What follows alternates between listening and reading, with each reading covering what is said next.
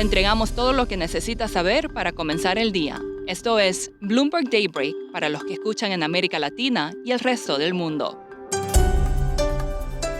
Buenos días y bienvenidos a Bloomberg Daybreak América Latina. Es martes 29 de octubre de 2024. Soy Eduardo Thompson y hoy tenemos más noticias de la temporada de resultados, alzas en el Bitcoin y hablamos con el ex ministro de Economía y Finanzas de Ecuador, Simón Cueva, sobre su participación en un estudio sobre la relación entre deuda y daño ambiental.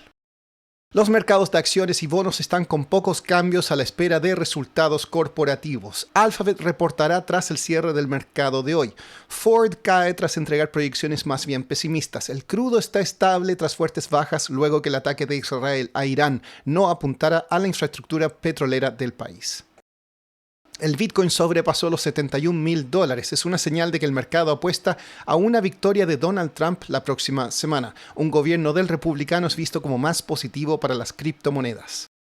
En una conferencia en Riyadh, Arabia Saudita, los CEOs de los bancos Goldman Sachs, Morgan Stanley y Standard Chartered, entre otras luminarias de Wall Street, dijeron que no esperan que la Fed baje las tasas de interés 2 veces este año. En más noticias corporativas, el banco HSBC anunció un plan de recompra de acciones por $3,000 millones. Banco Santander de España informó ganancias por encima de lo previsto. Boeing recaudó unos $21,000 millones en una venta de acciones a gran escala. Y las exportaciones del iPhone de Apple desde la India subieron un 30% a $6,000 millones.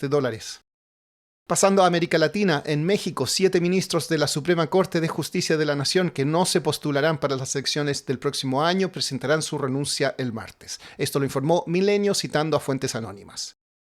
Siguiendo con México, avanza la temporada de resultados trimestrales. Las cifras de FEMSA superaron las expectativas, mientras que la cementera Cemex decepcionó. Aeroméxico vendió $1,100 millones en bonos. El banco Morgan Stanley dijo que los bonos de El Salvador ya han subido lo suficiente. Retiraron una recomendación a favor de las notas. En Bolivia, el gobierno acusa a Evo Morales de disparar contra la policía tras negarse a detenerse en un puesto de control. Morales afirma que se trató de un intento de asesinato. La semana pasada, coincidiendo con las reuniones anuales del FMI y del Banco Mundial, los gobiernos de 4 países, Alemania, Colombia, Francia y Kenia, aprovecharon la oportunidad de lanzar el informe preliminar sobre deuda, naturaleza y clima. Explora las interconexiones entre las crisis de deuda, el cambio climático y la pérdida de biodiversidad. Tuve la oportunidad de hablar con Simón Cueva, académico y ex ministro de Economía y Finanzas de Ecuador y uno de los asesores en el informe. Acá un extracto de nuestra conversación.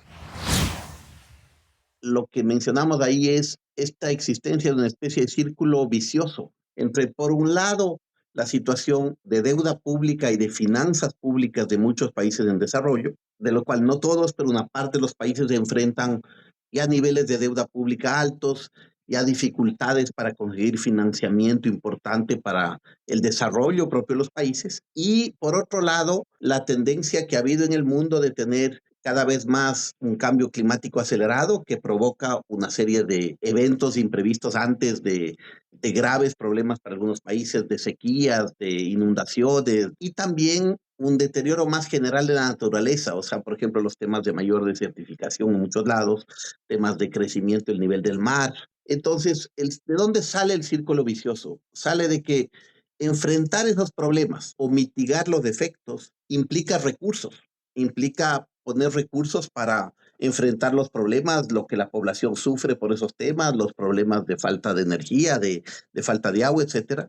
Y también inversión para ayudar a que eso se mitigue, digamos, ¿no es cierto? Por ejemplo, inversiones para hacer nuevas energías alternativas, para depender menos de los combustibles fósiles y más de energías más limpias, pero todo eso implica muchos recursos de entrada.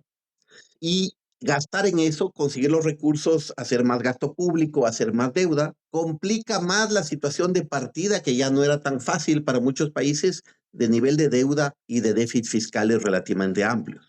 Hasta ahora no se ha logrado, o sea, se viene un informe de ustedes, del comité de expertos. Cuéntame un poco más sobre eso y cuéntame, si puedes, quizás dónde están un poco las divergencias.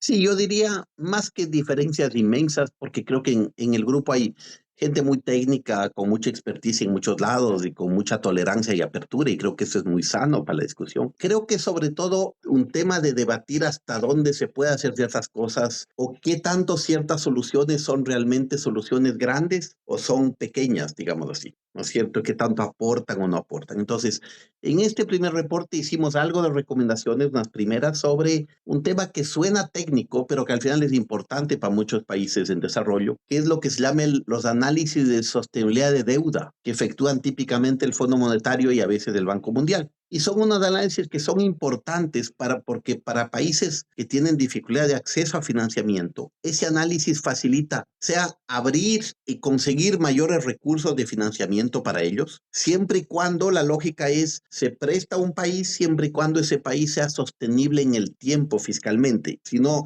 si le sobreendeudas a un país ya muy endeudado para que luego caiga en crisis, esa no es una solución. Podrá ver la entrevista completa en nuestro canal de YouTube, Bloomberg en Español.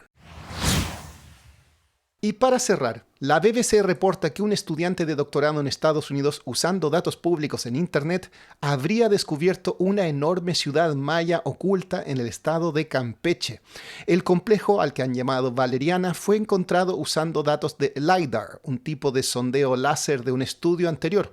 Al procesar los datos con métodos usados por arqueólogos, encontró la enorme ciudad antigua que pudo haber albergado entre 30.000 y 50.000 personas. Eso es todo por hoy. Para más contenido de Bloomberg News en español puede ver nuestro newsletter 5 Cosas o los canales en LinkedIn, YouTube, X, WhatsApp y TikTok. Los vínculos están en la descripción.